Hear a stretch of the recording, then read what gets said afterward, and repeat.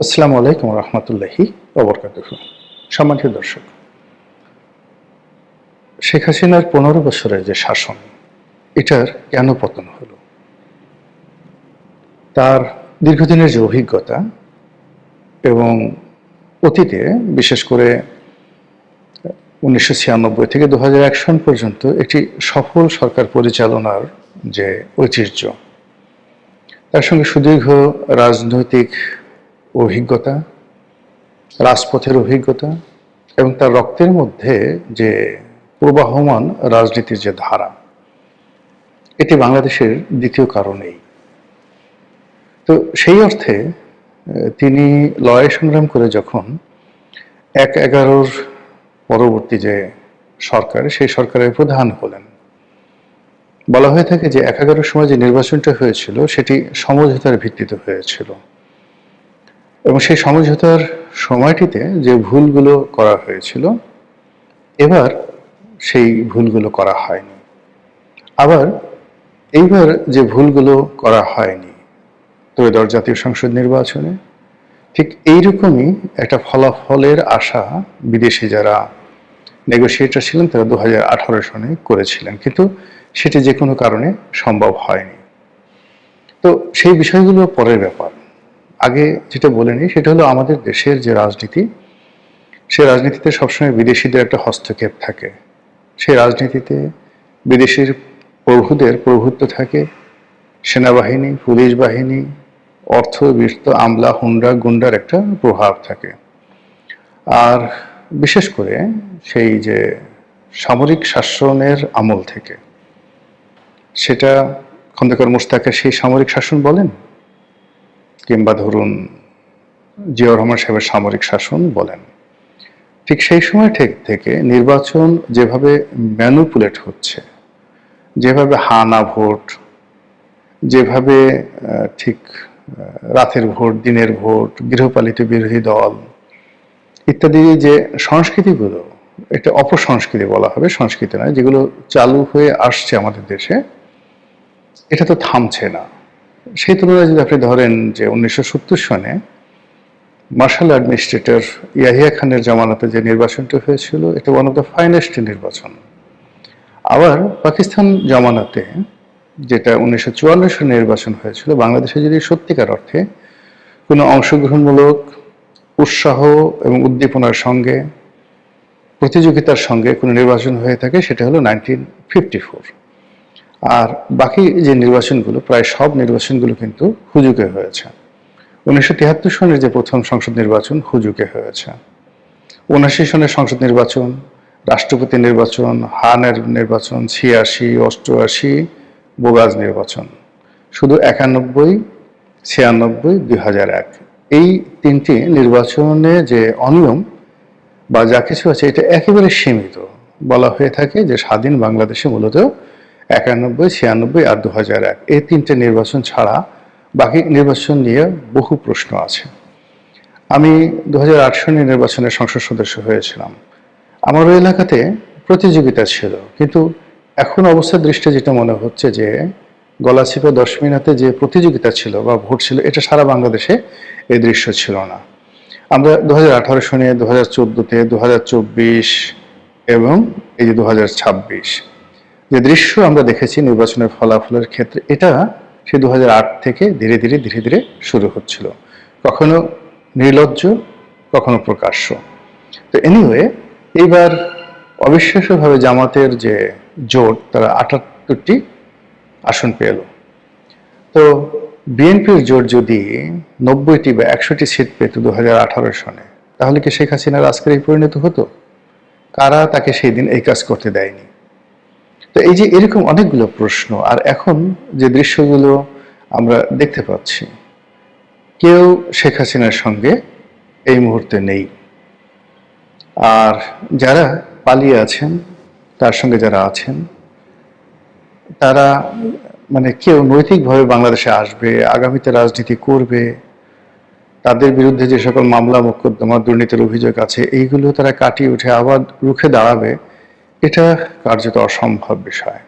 অলৌকিক কিছু যদি না ঘটে, তাহলে হয়তো মানে ওই ধরনের যারা রাজনীতিবিদ তাদেরকে আর বাংলাদেশে বরণ করে নেওয়া হবে না। আওয়ামী লীগ ফিরে আসবে, এখনো আওয়ামী লীগ আছে, হয়তো নতুন নেতৃত্বে।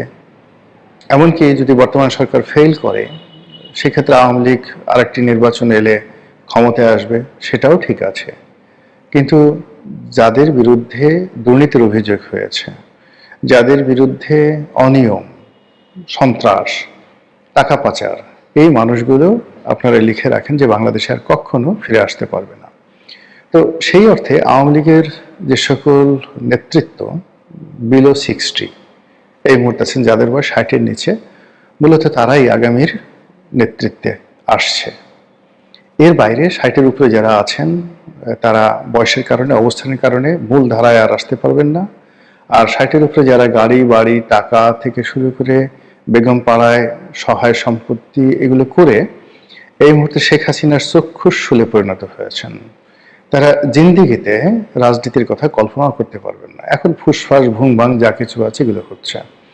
তো যেটা বলছিলাম আজকের এই শিরোনাম, সেটা হলো যে শেখ হাসিনার যে পতনগুলো হয়েছে, এখানে পতনগুলো বলতে তিনি যে কেবলমাত্র ক্ষমতা হারিয়েছেন তা নয়, তিনি তার পিতার সম্মান হানি করেছেন। তার যে কেবলমাত্র পিতার সম্মান হানি হয়েছে তা নয়, তার দলের কোটি কোটি নেতাকর্মী আজ জীবন মরণ সমস্যার মধ্যে পড়েছেন। তারপর আওয়ামী লীগের যে ঐতিহ্য রয়েছে, আওয়ামী লীগের যে ভিত্তিমূল রয়েছে, সেই ভিত্তিমূলটা ভেঙে চুরে তছনছ হয়ে গেছে। শেখ হাসিনা তার রাষ্ট্র ক্ষমতা ব্যবহার করে বেগম জিয়ার বাড়ি ভেঙেছেন, কিন্তু আমজনতা মব সৃষ্টি করে চোখের সামনে 32 নম্বর ভেঙে চুরমার করে দিয়েছে। সুধার সদনে কেউ নেই, আওয়ামী লীগের অফিসগুলো বিরান। এটা কেন হলো, কিভাবে হলো, এই বিষয়গুলো আলোচনা করতে হবে আওয়ামী লীগকে, এবং একই সঙ্গে আলোচনা করতে হবে বর্তমান যারা আছে তাদেরকে। এর কারণ হলো যে ক্ষত সৃষ্টি হয়েছে, যে দায় সৃষ্টি হয়েছে এই গত 17 মাসে কিংবা আওয়ামী লীগের 16 বছরে, সেই ক্ষতগুলো যদি বর্তমান প্রশাসন তারা যদি সেগুলো ধীরে ধীরে কাটিয়ে উঠতে না পারে, তাহলে একই পরিণতি তাদের জন্য অপেক্ষা করবে আগামী দিনে। ঘটনা যাই হোক না কেন, গত 17 মাসে যে দায়, সেই দায়গুলো জামাতকেও নিতে হবে, বিএনপিকেও নিতে হবে, এনসিপিকেও নিতে হবে, এবং ডক্টর মোহাম্মদ ইউনূস তো নিবেনই। তো ওনার তো বয়স হয়ে গেছে, আর কদিন পরে দেখবেন যে তিনি কাণ্ডজ্ঞান হারিয়ে ফেলেছেন। এখন তার বয়স প্রায় 89 বছর। তো সেই অবস্থাতে একটা মানুষ, তাকে আপনি কিভাবে বিচার করবেন, কিভাবে প্রতিশোধে আওতায় আনবেন? আলটিমেটলি যারা এই মুহূর্তে স্টিয়ারিং চেপে আছেন তাদের উপরে কিন্তু ইতিহাসের দায় পড়বে। তো সেক্ষেত্রে শেখ হাসিনার যে পতন, সেই পতনগুলোর যে কারণ, সেই কারণগুলো যদি বর্তমান প্রশাসন আছেন তারা বিশ্লেষণ করেন, তারা তুলনামূলকভাবে ভালো থাকবেন। আমার কাছে যেটা মনে হলো যে শেখ হাসিনা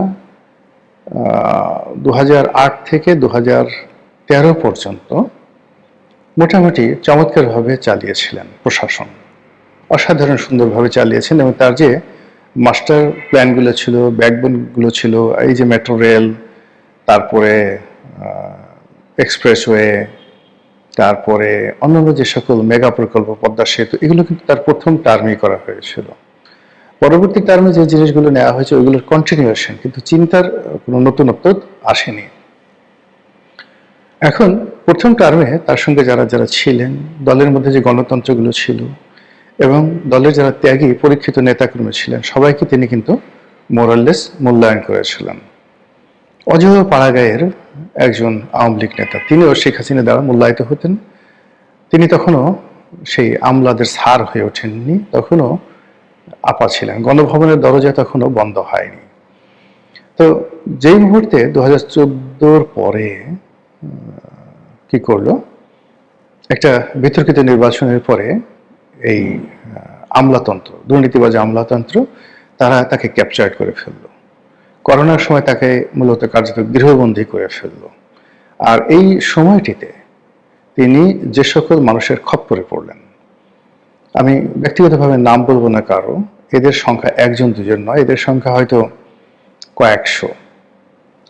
একেবারে শেখ পরিবারের ভিতরে আছে, শেখ পরিবারের বাইরে আছে, গোপালগঞ্জ আছে, ফরিদপুর আছে, বরিশাল আছে, বিভিন্ন আওয়ামী লীগ প্রধান যে এলাকাগুলো সেই এলাকা আছে, এর বাইরে ঐতিহ্যগতভাবে যে সকল পরিবার 3 জেনারেশন 4 জেনারেশন ধরে দল করেন, তাদের মধ্যে অনেক দুর্নীতিবাজ কিন্তু নতুন প্রজন্মের হওয়া সত্ত্বেও তারা কিন্তু এই খন্দকার মুশতাকের মতো হয়ে গিয়েছিলেন। এর ফলে শেখ হাসিনার যে স্বাভাবিক যে বিচার বিশ্লেষণ ক্ষমতা, এটা হ্রাস পায় কয়েকটি কারণে। যেহেতু গণভবনের দরজা বন্ধ, সারা বাংলাদেশ থেকে বিভিন্ন লোকজন এসে একটা সময় যা ইচ্ছে তাই বলতে পারতো। মিডিয়ায় যে খবরগুলো ছাপা হতো সেই খবরগুলো দৃষ্টি আকর্ষিত হতো। আমি জাস্ট একটা উদাহরণ দিই যে মাহমুদুর রহমান তখনও আমার দেশ ছাপাচ্ছে এবং আমার দেশ তখন জনপ্রিয়তার তুঙ্গে। তো আমি একদিন সকাল 8:30টার সময় যোগাযোগ মন্ত্রীর রুমে গেলাম, জাস্ট 8:30টার সময়। তো উনি 7:30 8টার মধ্যে কিন্তু সৈয়দ আবুল হোসেন সাহেব তার মন্ত্রণালয়ে চলে আসতেন। এসে তিনি সবার আগে সব পত্রিকাগুলো পড়তেন। তো উনি সবার আগে যে পত্রিকাটা পড়তেন সেটা হলো দৈনিক আমার দেশ পড়তেন, সৈয়দ আবুল হোসেন। এবং সেখানে রেলওয়ে থেকে শুরু করে যোগাযোগ মন্ত্রণালয়ের সেই দিনের যত রকম নেতিবাচক খবর, সেই খবরগুলো তিনি মার্ক করেছেন। এরপর যখন 9টা বাজলো, সবাই কর্মকর্তারা এলো, তিনি সবাইকে জিজ্ঞাসা করলেন এগুলো কি হয়েছে। তা আমার সামনেই তারা বললেন যে জি স্যার, পত্রিকায় যে রিপোর্ট ছাপা হয়েছে এগুলো সত্য। তো বোঝার চেষ্টা করুন এটা 2009-10 সনের ঘটনা। তো এরকম যে ট্রান্সপারেন্সি যেটা ছিল সেটা 2019-এ ছিল না, কিংবা 2023-এ ছিল না। যদি থাকতো তাহলে শেখ হাসিনা অনেক ভালো করতেন। বরং আমরা যারা এত কথা বলতাম, আমাদেরকে নানাভাবে ভিলেন বানিয়ে এমন অবস্থা তৈরি করা হয়েছিল যে গণভবন থেকে শুরু করে প্রশাসনের সর্বস্তরে আমাদেরকে রীতিমতো ব্লক করে দেওয়া হয়েছিল। আমাদের কোনো লেখা পড়া যাবে না, আমাদের কোনো কথা শোনা যাবে না, এবং আমরা যদি কোনো কথা বলতাম সেই কথা ব্ল্যাক আউট করে দেওয়া হতো যেন শেখ হাসিনার কানে না যায়। ফলে তিনি সবসময় একটা চার্মিং মোডে থাকতেন, সবসময় ইতিবাচক মনে করতেন তিনি রাইট, তাকে যা শোনানো হচ্ছে সবই ঠিক আছে। এবং টিল নাও এখনো পর্যন্ত তাকে কিন্তু ওইভাবে কিন্তু বোঝানো হচ্ছে যে আপা সারা দেশটা তছনছ হয়ে যাচ্ছে, সমস্ত মানুষ আপনার আশায় বসে আছে, আপনি গেলেই টুস করে ক্ষমতায় বসে পড়তে পারবেন। তা এইরকম চারিদিকে যখন বিভিন্ন প্রণোদনাকারী বা বিভিন্ন প্রবোধ দানকারী চাটুকার তেলবাজরা যখন এই ধরনের কথাবার্তা বলে, আর সেটাকে যাকে বলা হয় নিয়ন্ত্রণ করার জন্য যে মিডিয়া লাগে, দেশি এবং বিদেশি মিডিয়া, তার সঙ্গে প্রধানমন্ত্রীর সরাসরি যোগাযোগ থাকার দরকার আছে, যেটা অতীতে 2014 সনের পরে ওনার সেই জিনিসটা ছিল না। দ্বিতীয়ত হলো যে সত্যিকার অর্থে মন্দ লোকগুলো যারা অতীতে বঙ্গবন্ধুকে ডুবিয়েছেন, শেখ কামালকে ডুবিয়েছেন, শেখ জামালকে ডুবিয়েছেন, তারপর আরো অনেককে ডুবিয়েছেন, সেই সমস্ত মানুষগুলো বা তাদের সন্তান সন্ততিরা 2014 সনের পরে শেখ হাসিনার খুব কাছাকাছি চলে আসে। এবং এদের প্রয়োজনায় শেখ হাসিনা একটা সময় তার মধ্যে একটা আত্মবিশ্বাস জন্ম নেয় যে তিনি যতদিন জীবিত আছেন ক্ষমতায় থাকবেন, তিনি যেখানে হাত দেন সেখানে স্বর্ণ ফুলে যায়, তিনি যা ইচ্ছে তাই করতে পারেন, তিনি যাকে ইচ্ছে তাকে রাষ্ট্রপতি বানাতে পারেন, যাকে ইচ্ছে তাকে স্পিকার বানাতে পারেন। ফলে কি হলো, তার জমানাতে আমি একটা লেখা লিখেছিলাম যে তাসের ঘরে বাঁশের খুঁটি, এটা একটা বইও হয়েছে, বেশ জনপ্রিয় একটা বই, ওনাকে নিয়ে এই বইটা লিখেছিলাম। ওনার এটা পড়ার সুযোগ হয়নি, কিন্তু বাংলাদেশ প্রতিদিন থেকে শুরু করে বাংলাদেশের যে সকল পাঠক রয়েছেন মোরালের সবাই কিন্তু সেই লেখাগুলো পড়েছেন। আমি লিখেছি এটাও যে তাসের ঘরে বাঁশের খুঁটি, এখন যা কিছু দেখছেন তছনছ ঝরঝর করে পড়ে যাবে। একটা তাস দিয়ে যেভাবে একটা ঘর বানানো হয়, তাসের ঘর, ঠিক ওইভাবে সব তছনছ হয়ে যাবে। বাস্তবে ঠিক সেই ঘটনাটাই ঘটেছে। অবাক করার ব্যাপার হলো যে এখন আওয়ামী লীগের যে সমস্ত লোক দেশের বাইরে আছেন, তারা এই মুহূর্তে যে সমস্ত আমলা কামলা বা যারা এখন অবশিষ্ট রয়েছেন প্রশাসনে, তারা বর্তমান সরকারের সাথে যে সকল কথাবার্তা বলছে এবং যেভাবে আওয়ামী লীগের বিপদ গাইছে, এতে করে আওয়ামী লীগের লোকজন যারা আছে তারা আরো হতাশ হয়ে পড়েছেন। তাদের বক্তব্য হলো যে অতীতে যে মীর জাফর বা খন্দকার মোশতাকের নামে আমরা গালাগাল দিতাম, কিন্তু এই যুগে কি হলো, এখন মোশতাক এলো, এখন মীর জাফর হলো, এদের এরকম চরিত্র কেন? বাংলায় কেন এত মোশতাক হয়, কেন এত মীর জাফর হয়? এই যে আওয়ামী লীগের যে আর্তনাদ, সে আর্তনাদ যেন বর্তমান বিএনপি শুনতে পায়, বর্তমান প্রধানমন্ত্রী শুনতে পায়, এবং সেই অনুযায়ী যদি সে ব্যবস্থা নেয়, আশা করি তার ভাগ্যে শেখ হাসিনার পরিণাম নাও হতে পারে। মহান আল্লাহ আমাদের